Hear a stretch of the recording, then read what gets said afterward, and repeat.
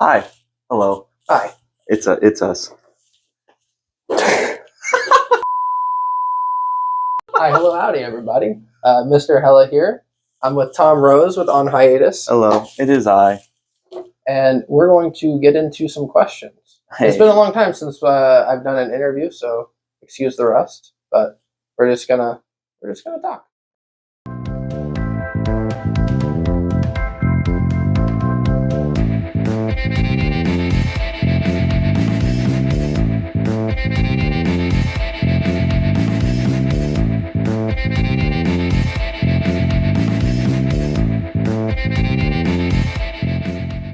It's been a long time since I've just answered questions. Right? And it's been a long time since we've hung out. I think maybe a year since we've hung out. I mean, we played the show back in September. Fair. But I'd say probably But a year. I think the last time we hung out was when we were, I guess, recording, I'd say. Yeah. With Rivercrest. Yeah. Yeah. Well, it's always good to see you, man. How long ago did On Hiatus form? There's two answers to that question. There's two answers. Hit me.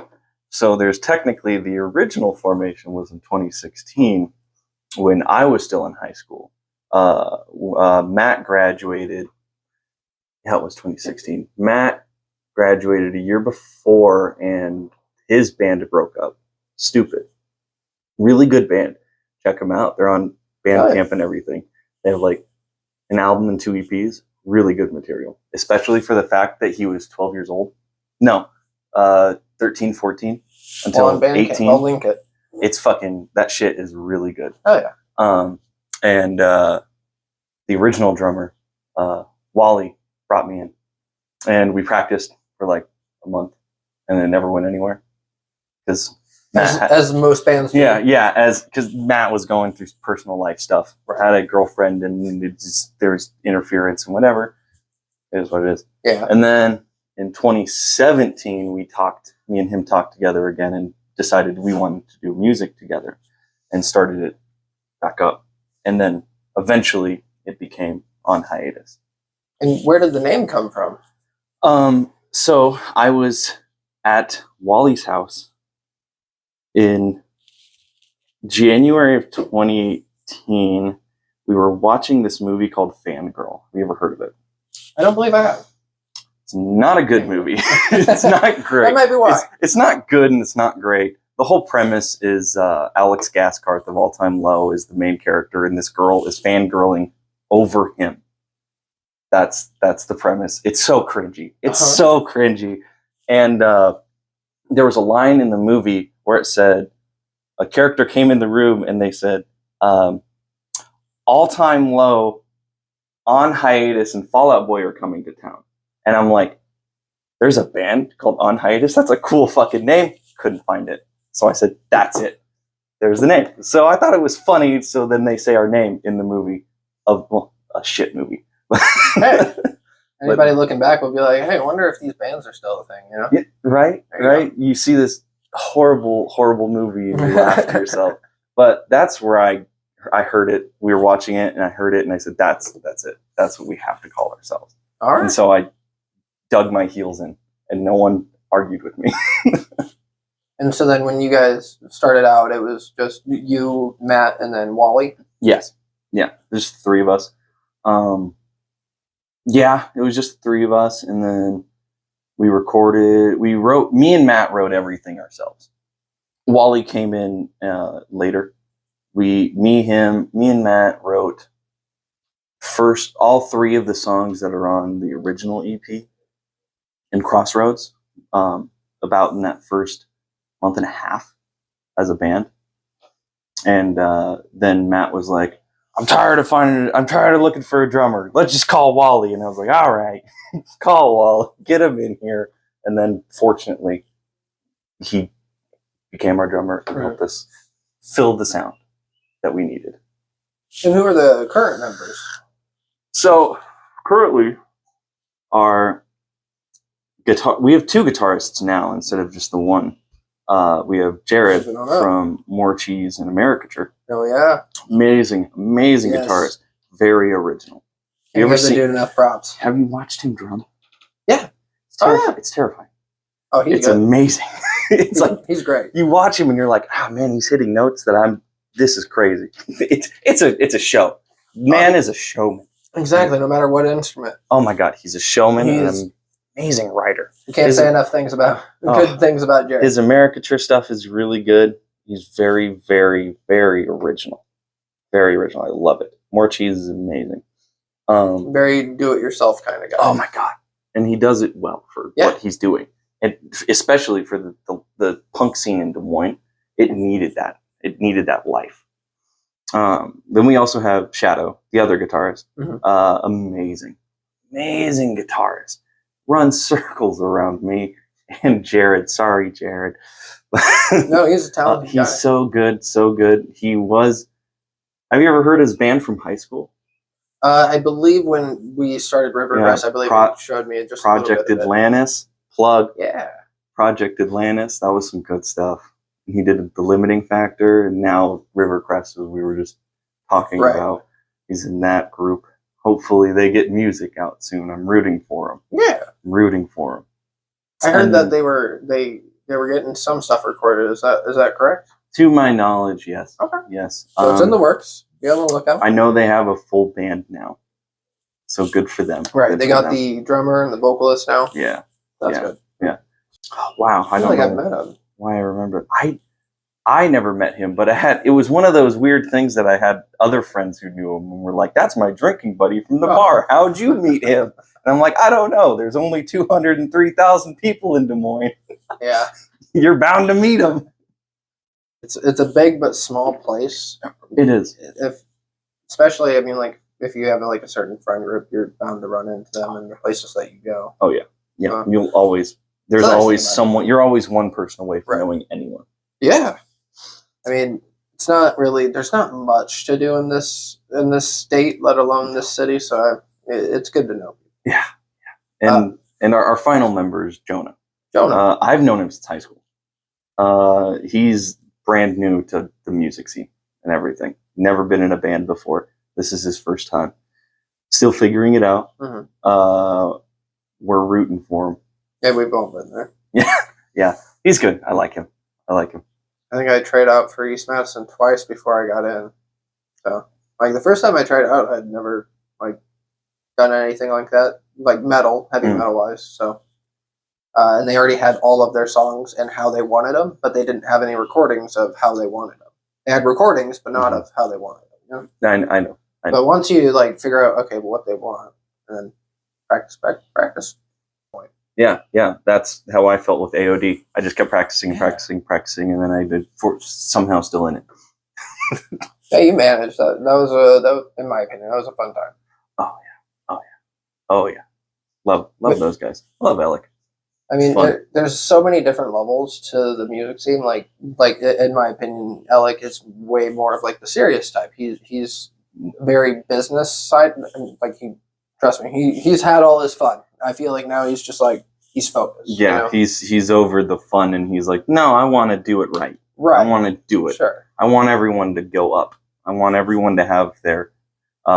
I just said it today because I forgot about the term, but I remembered it. He wants everyone to have their flowers. And I'm like, yeah, I'm there. I'm with him on that. Yeah, it doesn't matter what platform he has. He tries to elevate others to that same platform. So yes. That's really commendable. Yes. Love that guy. Oh, yeah, absolutely. What typically inspires you, like, nowadays into making the music that you do? I don't know. Music has always been, like, my own personal therapy. I should probably see a therapist. But better help. Facts. But it's a nice outlet, and I guess it would be better to say I don't write music for anyone other than what I want to hear. So when I'm making music, I'm like, this is a song I want to hear be played, and if someone else likes it, that's a win. Yeah, we were just listening to your latest song that you have a music video for, and that fucking tone is stuck in my head. That melody is, yeah, dude, it's here. It's embedded. I love hooks. I love hooks. Every instrument has to have a hook. It doesn't matter what it is. If your vocal melody has a catchy thing, or if your bass or the guitar or whatever, it just needs to have that earworm to make someone go, God damn, I need to hear it again. Right. Even if it's not a great song, you know, as long as someone just goes, God, that was fuck, it's in my ear. It doesn't matter what part of the song is catchy, as long as someone goes, hey, that's catchy. Yeah. That's what you strive for. Yeah. All I want is just a nice hook in any song. And it's like, I think that's what does it for me. And so it's like, yeah. I'm right there with you. I have like this long note in my phone, which is like over 60 fucking pages. And it's just like little hooks or like longer phrases or whatever. Yes. Stanzas, whatever. Yes. And you just got that melody and you're like, when I got this, when I have it, this is going to fucking hit. I have check marks by the ones that are already done. Yes. You know? Yes. I do it all the time. We have one song we're working on right now. We have a chorus that we're set with. I'm not. I guess this is this is your creative question. Hey, I'm not too keen on the chorus, but the rest of the band likes it. So I'm like, okay, I'll work with it. But because they love that chorus so much, I've rewritten the verse 5 times. And I'm just like about to do my 6th. Is it for the flow or for the meaning? Like, is it something that you're trying to get across? Kinda. It's like every time I approach it, I write a verse, 2 verses, and I'm like, yep, that's it. And then I sit on it for like a month. And then I'm like, this sucks. I can do better than that. And then you listen to it again and you're like, maybe it's not. And then you're still arguing with yourself. It's that artistic integrity. Yeah, the one thing that I've struggled with is less is more. So I'm inclined to agree with you because that's how I've been arguing with myself about that one song. Because I'm just like, God damn, you could get this done if you would just let it go. Sometimes the first one was good enough. Right. Hey, but sometimes the best stuff comes when you let it go. True. That's true. Sake. How do you handle creative disagreements within On Hiatus? So this is an interesting question. Because at this point and in this moment, I'm kind of the primary songwriter. So I'll come with basically finished songs and ask the guys to basically be like, help me make this better with your talent. So like I'll come be like, here's the root notes. Here's the root chords, the structure. Let's pan this out to make it sound bigger. So we don't necessarily have creative disagreements unless we all hate what one person's doing, or they say, no, this song kind of sucks. I don't want to do this song, Tom. This one was a miss from you, and I have to just take it on the chin. And that's not to say I'm against them bringing songs or anything, because I would love for them to just show up and be like, I got a riff, or here's this verse I wrote. Let's work from there. And I'm like, yes. So we haven't necessarily had any disagreements per any of our current songs that we're writing, which I'm thankful for, because our whole strive is to make sure all of us feel creatively fulfilled.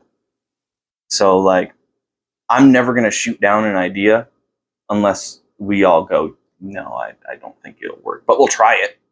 Always try it. Oh, does it elevate the song? And that's the other question I always say. Does this make the song better, or are we adding it to make you feel better? Which, either or is fine. If it makes you feel better and the song is good, fuck yes. Put it in. And it's definitely good to know what you're doing it for. Yes, because I'm a big person of the song comes first and your feelings come second. Because that can sound rude. It sure does kind of sound rude, and I'll accept that, but I don't want to put out a bad song. You know? No, absolutely. I mean, musicians are artists, and no one wants to make shitty art. Yeah. And it's never me condemning someone for saying, no, this is shitty because of this. It's like, no, let's think about it and do it better. It's always going to be subjective, but how you handle it subjectively is a big thing. Yeah. Yeah. Oh, totally. Yeah. Totally. Like, you can work on a song for months and months and months, and then you can hear it final, and you're like, this isn't going to work. We need to go back to the drawing board. And it happens. And it's fine. It's fine. Like, we were going to put out an EP in March, and we had the songs, and as we were recording them, I was like, oh no, these aren't good enough. We need to sit back and write more. Did you think that stuff was missing from it, or? No, it was just more of like, we had these songs, and if Nickelback is going to be the example I'm going to use here. Oh boy. I saw an interview with Chad Kroeger, and he was talking about writing songs. And he was like, we can write a song for weeks and months, and I have to ask myself, am I chasing it? Or am I actually making a good song? And I felt while we were recording, we were chasing the song and not writing a good song. We were trying to make a song good, but it wasn't. Does that make sense? Yeah. And that was a nice little thing I learned from him. as you could say with Nickelback. But I was like, let's sit back and write more quality songs, and then look at the grand scheme. Like, we have 8 songs just demoed that we're working through, and I think maybe 5 of them could make an album. That's our goal, is to put out an actual album in 2025 rather than do an EP and then sit on it. So just pump out big singles, big chorusy singles, big loud sounding songs, and put out an album of the extra stuff that wasn't good enough to be a single. But they're not bad enough to be a deep cut, but not good enough to be a single. That's definitely interesting, because when talking with Alec, he was talking about how his strategy was more EPs and releasing singles. I was in the same vein with him. I was in the same vein because I had an idea that I thought would have been nice. Any bands want to steal this idea? It is a good idea. It just didn't pan out for us how it was going. The recording process wise would be drop an EP in Q1, so like January to March, and then drop another EP in Q3, which would be like October, November time, September, October, and then you're hit in spring with an album combining EPs, just a few extra songs. Then you have 2 albums, or you have an album. I get you. Yeah. So it's just like, it's more content, which makes sense, but it's also like, that's overwhelming. If you're really trying to do it, and we got overwhelmed. It happens. I'll be the first one to admit it. Yeah. You either win or you succeed. And I didn't win. You win some, you lose some. And there's nothing wrong with that. Yeah. Keep trying. Never stop. But yeah, we got plans to drop an album in 2025 still. That's still the goal. Gonna drop at least 3 singles before then. That's the goal. Yeah.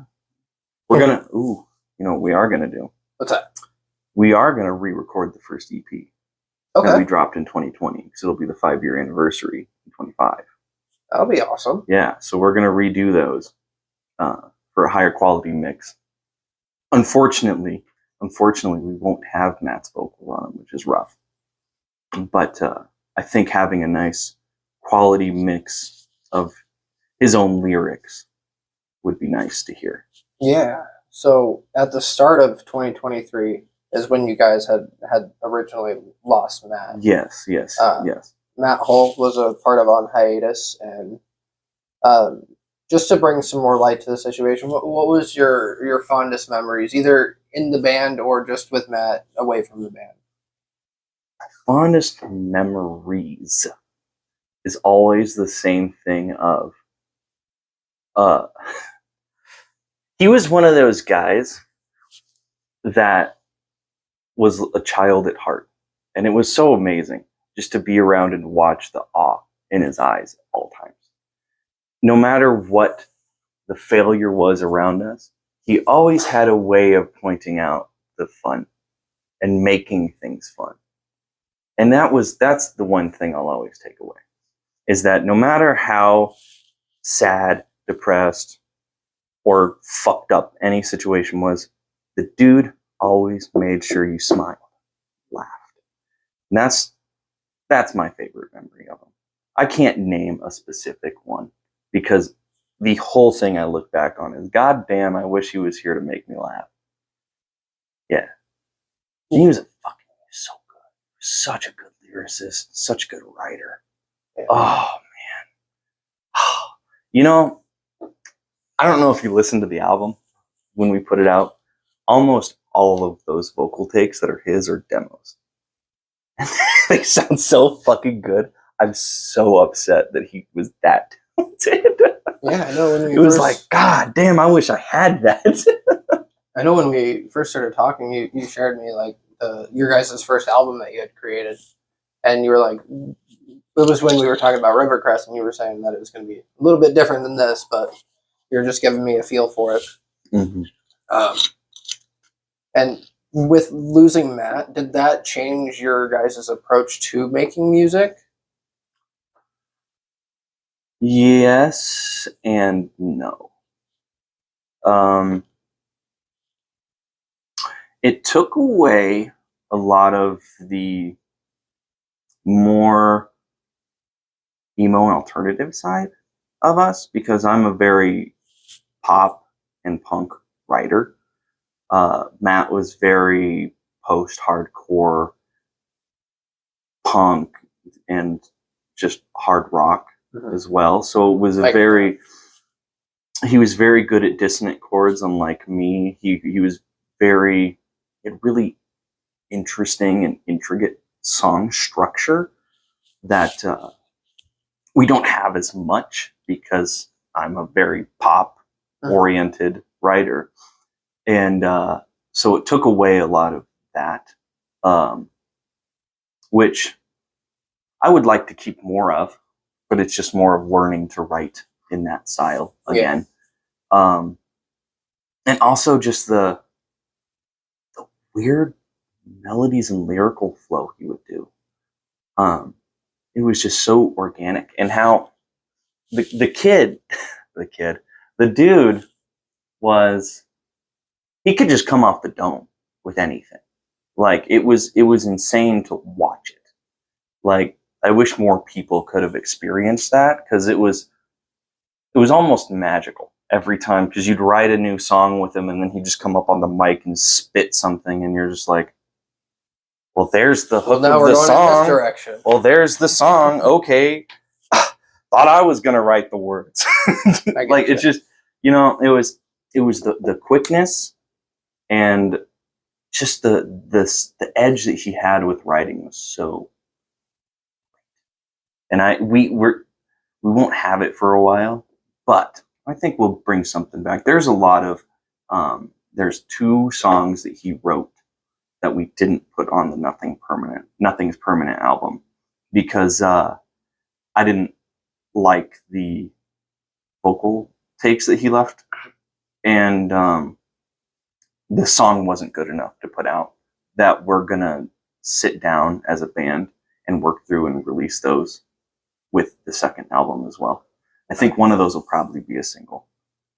And it was one that he titled, that he eventually said, we probably shouldn't title a song this, but I'm going to commit to it. He wanted it to be titled, I Lost My Left Shoe in IKEA, Now I Have to Get an Abortion.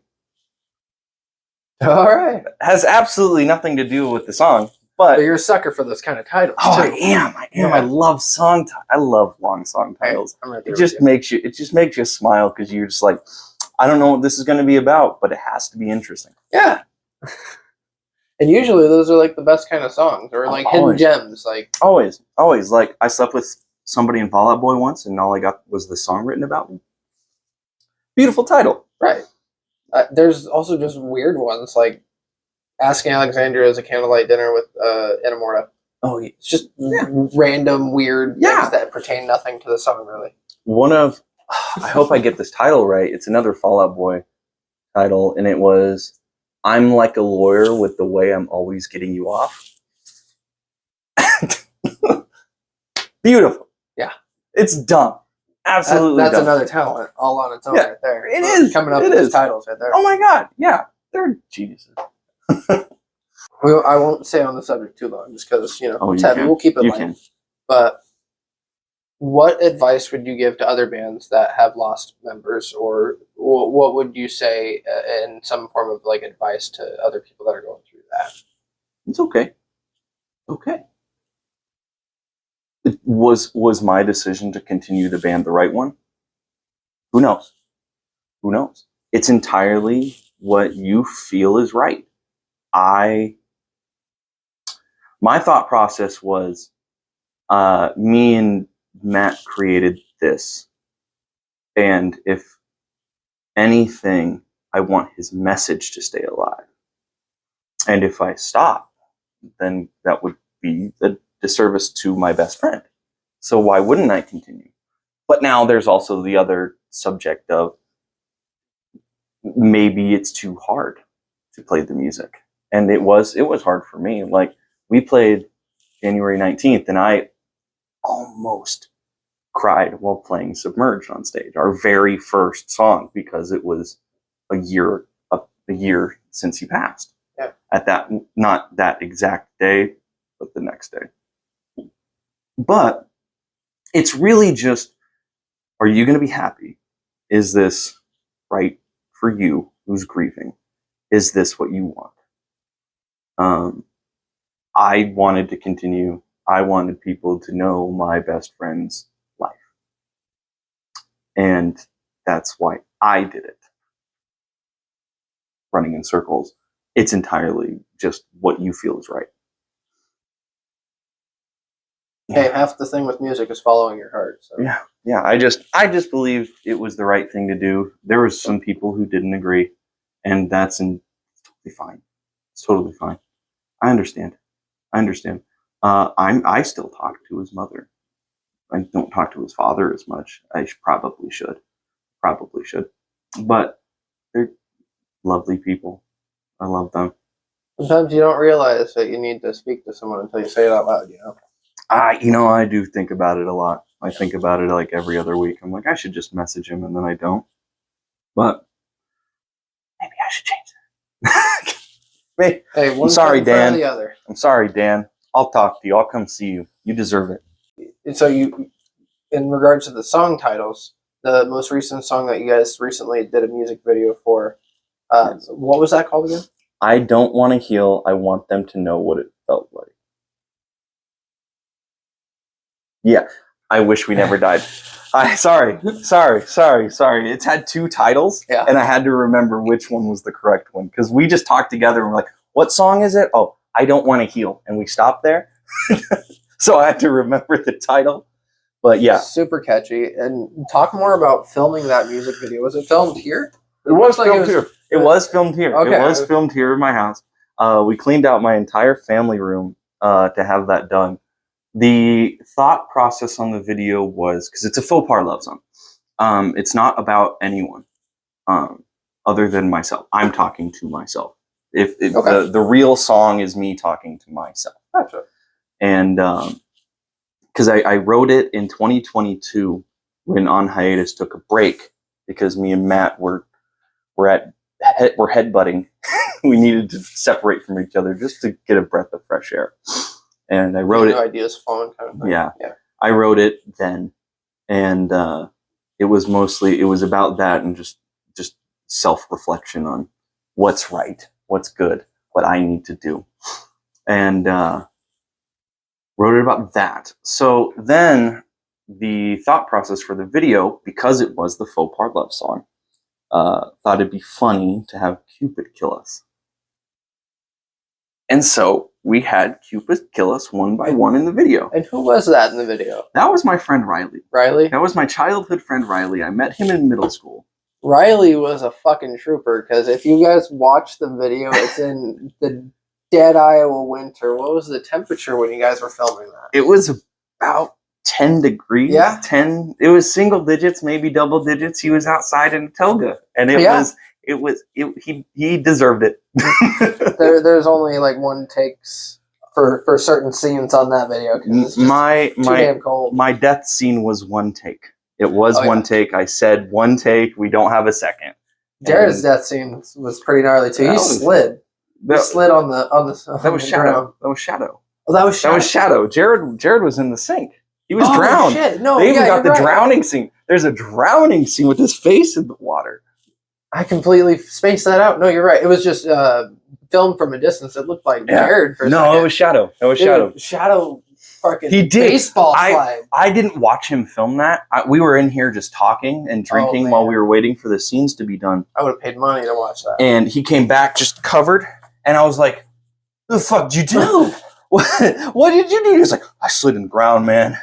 It was rough." And I'm like, "You didn't have to." And he's like, "You'll see." It made the video. And then I saw it and went, yeah, you earned it. You got belly rash. You pulled your back out. I mean, it was a trip. Man, Jonah and Jared had it the best. Yeah. They didn't have to go outside. But Riley did. he cut up his shoulders and his knee. Oh, man. I don't know how, but when we were finished with our scene, he came back and he goes, "I'm bleeding, bro. I'm bleeding. I don't know how I did it." And I'm just like, I'm sitting there with nothing. I just fell and was cold and wet. And I'm like, how the fuck did you get hurt? Right. You fell after me. It's like the bow cut him or something. Yeah, I don't even know. It was funny. That was the most fun I've had filming a music video. It was fun to watch. I'll give you that. Thank you. Because that was the whole goal. Because we're releasing it on the same day as Switchblade Saturdays. It's dropping their music video. Very talented band. Check them out. Very good band. Very good. Very good. Zari, Homie, Isaac, Philip, and Ben. Good people. Oh yeah, I love those guys. Go check them out. Yeah, they're doing Don't Trust a Hoe. They're doing a full-blown like strip club video, and I was like, what would be funny than being the complete opposite? And so we talked to them, and we were going to do a little thing, a co-release thing. And I thought it'd be hilarious just do a complete polar opposite of what they're doing and release it same day, so it's just funnier. But that was the goal. It's supposed to come out on Valentine's Day. Okay. How ironic. So that's when that song will be released? Yes, along with the song will be released on Valentine's Day as well as the music video. Well, if this is out after that, I will have the song linked in the description, so please go check it out if you are able to. It's an okay song. It's a bop. It'll get stuck in your head. Thank you. What legacy do you guys hope to leave behind with On Hiatus? That anyone can do it. I want people to see this band as just some dudes who got together and put music out that was good, fun, and would inspire someone to play music. Because the thing that made me fall in love with music was watching specifically Blink-182, and I saw Damn It, and I was like, well, this looks like trash. What is this? These people look like degenerates. Yeah. They can't be music stars. They're not AC/DC. They're not Metallica. They're not rock stars. And then I looked more into that, and then I found punk, and then I decided, oh my god, these are just normal idiots who make cool music and are just themselves. And so that's the thing I do want to just leave behind is like, I don't want to be that. I guess I don't want to be rich and famous. I want to be that band that a kid looks at and goes, I want to play that. I want to learn that. I want to write like that. I want to do that. And it's not hard. It's not impossible. Because if I can do it, anyone can do it. And another person I point to, or at least band, is NoFX. They are garbage. Like, if you listen to their first 3 albums, it's not good. And then they got better, and they continue to get better per every release. They're not a great band, but they're a fun band, and they're inspiring for the fact that these are 4 idiots who don't know how to play their instruments that got famous and put out good music. And it's just, all I want to be is just a band that someone's inspired by. That's a big thing, yeah. And for me personally, I just like how music, in my opinion, makes people feel like they're not alone. Like if you hear a certain song, like, hey, I feel that way, someone else feels that way too. That's what I like about music, is that every song can be a puzzle piece to connect you with someone else that feels that exact same way, that might feel like they're alone. Yeah. That's what I love about music, is nobody's alone, because everybody has felt some way or the other similar to yours. They might not be going through the same things that you're going through, but all feelings are connected. Yeah. I feel. So Yeah. Making people feel is a huge part in any artistic venture, in my opinion. And art is all subjective. So if you're able to make someone subject that art to their situation, that's what I like. Yes. Because yes, art is always subjective, and you'll never, ever, ever have someone fully agree that this is this and this is that. But it's just always, it's always nice to feel inspired. Yeah, no, absolutely. Just I don't know. There's nothing, not a better feeling than listening to a song and going, I want to learn that. How do I play that? And then you play it and you look at it and you go, how can I incorporate this? What can I do to make this into my own song? Just that's what I love about music too. Yeah, it's just fun. When I heard "Smoke on the Water," I was like, I want to play that riff. And so when I finally got a guitar, I saved up my money. I got a guitar.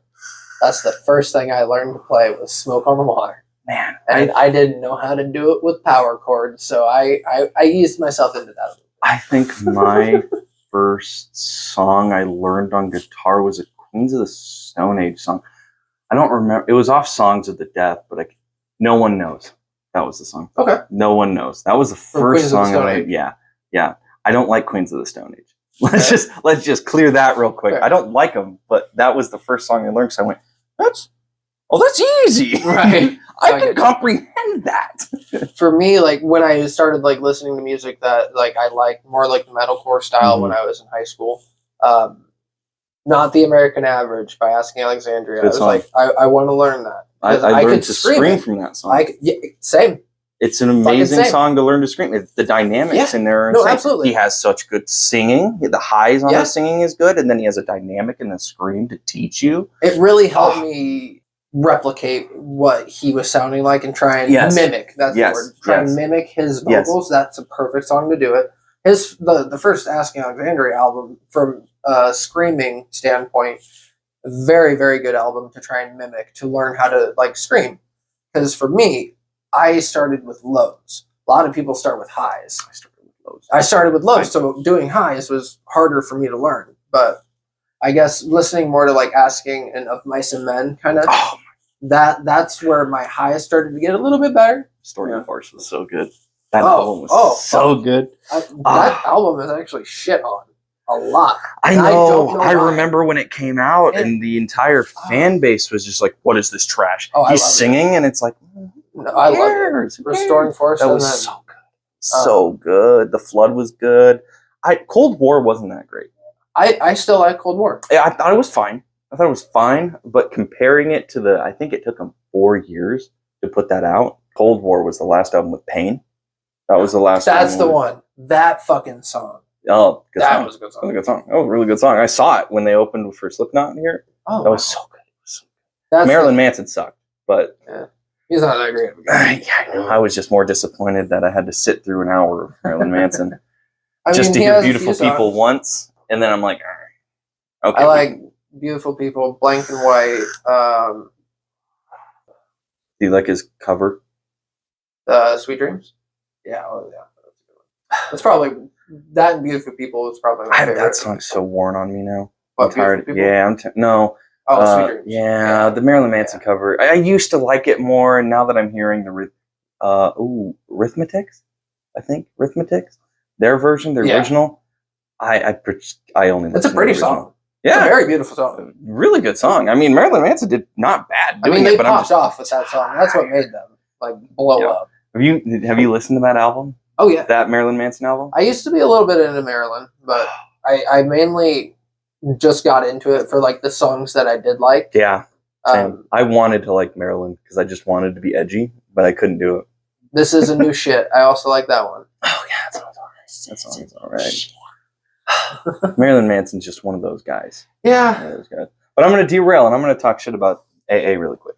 All right, that's fine. All right, I have a hot take. I don't think Stand Up and Scream's a good album. Okay. I think at the time it was a good album, but I don't think it's aged well. Super lazy. I don't think it's aged well because if you listen to the mix, it is so dry, and it doesn't feel big. It truly does feel like Joey Sturgis did everything completely by a computer. Like, that and like that formula is what every band really goes off of. Yeah, and it's all the same. Yeah, almost. And I think From Death to Destiny gets too much shit for the guitar tone. I don't think the guitar tone's bad. Perfect. I've heard so many people go, man, if that guitar tone wasn't on From Death to Destiny, it'd be a good album. No, I mean that might be one of the best metal albums Easily. Of like Easily. the 2010s. Easily. And The Black was a good album. It was. It was a good album. Yeah, especially to the roots. Yes. Yes. I think it was an amazing album. And it's disappointing that they left that style. I agree. It was a reflection of their roots, but how they have grown and didn't make every song sound like it. All the songs were in the same tone. Yeah. Everything was, it was just different melodies, different riffs. That's it. Yeah. And it just feels like now they're trying to purely go radio rock, and it sucks. Yeah. I mean, they'll sprinkle a little bit in. It's good radio rock songs. Amazing radio rock songs. But God damn it. I get you. God damn it. I honestly did not mind their self-titled. It was okay. It was okay. It was I was disappointed, but then I listened to it a few times and I was like, it's a good album. It's a good album. It's just not what I was expecting. But it's a good album, but it wasn't a good Asking Alexandria album. When you hear, Asking's coming back with Danny, you're like, oh shit. Yeah, and then they put out one song, Into the Fire, with some good screams, and then the rest of it was, I didn't even like Rise Up. I mean, Rise Up, take back control. No, it's missed me. But I will admit, their I think it was 2020 album, their last one with Rise, I actually liked it. The one that everyone hated, I actually kind of liked it. It was the weird brown one where it was like the Don't Panic.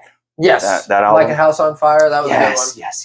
That album was actually good. It was good. I'm a sucker for Asking. I am too. I like their stuff. Like at least Stand Up. That's nostalgic for me. Yeah. Reckless and Relentless. I found that when I was going through a lot of shit. So I was very destructive at that time. So that was a perfect album. So was I. Music finds you at the right time. I used to love metalcore so much. Yeah. I used to love it so much. I think 2015 was my cutoff on metalcore, where I went like, I'm over it, because they all started sounding like Bring Me the Horizon, but heavier. And I was like, I'm over it. Although I love Bring Me the Horizon. I think Amo is their best album. Hot take. Best album. See, for me, like, I always loved the metalcore genre growing up, but it's not really going anywhere. So Feels stagnant. Yeah. I like to take influences from it, but not dive fully into it, personally. Which is a complete 180 from what I did. Like, I dove right into it from before, like 4 years ago. Do you know who Finn McKenty is? He has this video about metalcore where he punk. The punk rock MDA or MBA, whatever it is. Have you watched that video where he talked about the metalcore? I believe so, yeah. But he almost said verbatim what you said, where he's like, all these new metalcore bands are looking at like 2010's metalcore and using that as their influence, rather than these 2010 metalcore bands who are using post-hardcore, pop punk, and like hard rock as another influence, rather than pure metalcore, which is like, if you're just creating the same thing. Like another, I saw this, and this is me shit talking, whatever. But he used Invent Annihilate. I don't remember their band. I don't remember the band. That's okay. They're larger. They're not bad. They're not a bad band. But he said they sound like generic metalcore, which people like it, and that's fine. Good. I'm glad that has its world. But generic metalcore sounds like generic metalcore, and if you're going to stay there, you can't be mad when someone calls you that. And their front man got fucking pissed off at Finn McKenty for just being like, you just sound like generic metalcore. And it's like, how can you be mad when your influences are just metalcore? That's fair. Because if you're not pulling, you're going to sound generic. Yeah. But again, generic's not bad. Not bad, but it's not for everyone. Which sucks, because metalcore used to not be It seems when you get into the generic realm, you're going to limit your audience. The more like open you are to like different sounds, different styles, I feel the more different types of people will connect with you. Yeah. It just gives different avenues, and then hey, like maybe they'll explore more of your music, get into other styles of music. Yeah, and that's how you expose people to other genres. Yeah, and that's the thing that does frustrate me about metalcore, is that it just feels like this is the club and we are metalcore. Right. If you're anything else, then you don't belong. But it's also like, how can you expand if you won't allow new? Which I feel will, like I said earlier, is make it stagnant, which is scary. Because how do you go up if you're flat? Right. You're not going to expand. It's like going uphill with no momentum. Yeah. But I hope metalcore does more. Me too. There's because we gotta hold it close to our heart. Oh yeah.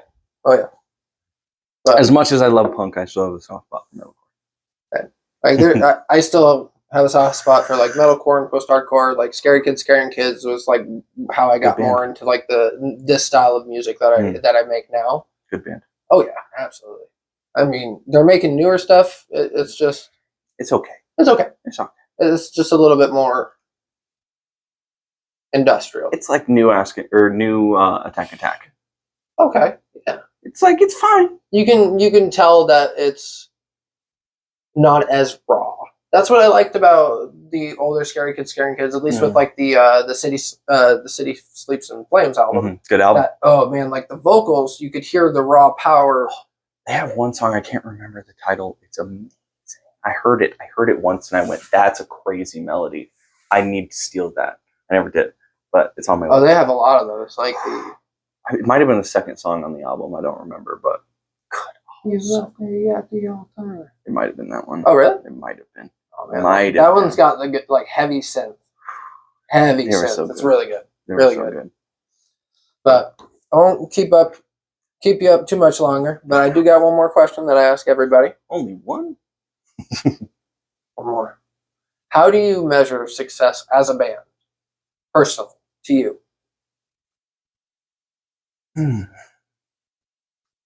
How do I measure success? Happy. Are you happy? You play a show and you leave and you're happy. Successful. You release a song, people enjoy it. Successful. I don't consider... if you're happy doing what you're doing and if you're just happy, it's a success. You won. There's nothing else. What else do you need other than getting rich and famous? I get you. You know, as long as you're happy, you're successful. Yeah, if you can measure the success by the happy memories or just how that makes you feel. Yeah. Measuring that and taking the joy from it is a lot more than what a lot of people do nowadays. They kind of just overlook that. Yeah. A lot of people nowadays, they just kind of want to get famous. Yeah. They don't really know what that means. They just want to be famous. Yeah. And it's like, okay, you can be famous. Take your 15 minutes. Sure. Can you make your 15 minutes last? Right. That's the real question. And you take something from it, make it a positive. Yeah, what can you do with your 15 minutes that's going to help you and make you happy? Will it make you happy? Is that going to make you happy? Probably not. But you still got it. Right. But truthfully, it is just happiness. as long as I'm happy, then I feel successful. Good. But I don't know. Everything goes well. There's no problems. It's a loaded question with a short answer. I get you. But that just goes to show happiness is what's most important. So do what makes you happy and follow your dreams. Always. Happiness first. It's always a pleasure hanging out with you. Good talking with you. It was good to talk to you as well. I appreciate you doing the interview. Of course. Go follow On Hiatus. Do it. We're an okay band. We make crappy pop punk. Yep. Thanks for watching.